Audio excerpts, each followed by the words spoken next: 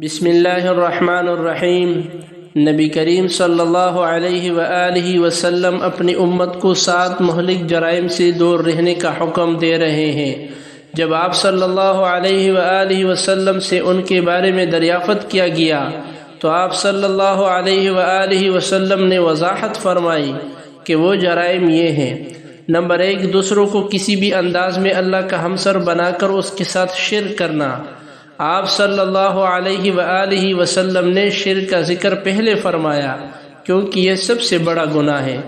Number 2، کسی ایسی جان کو قتل کرنا جس کے قتل کرنے سے اللہ نے منع کیا ہے بجز اس صورت کے جب ایسا کرنے کا کوئی شرعی وجہ جواز ہو۔ نمبر 3، جادو کرنا۔ نمبر 4، سود لینا، چاہے اسے کھایا جائے یا کسی بھی اور انداز میں اس سے نفع اٹھایا جائے۔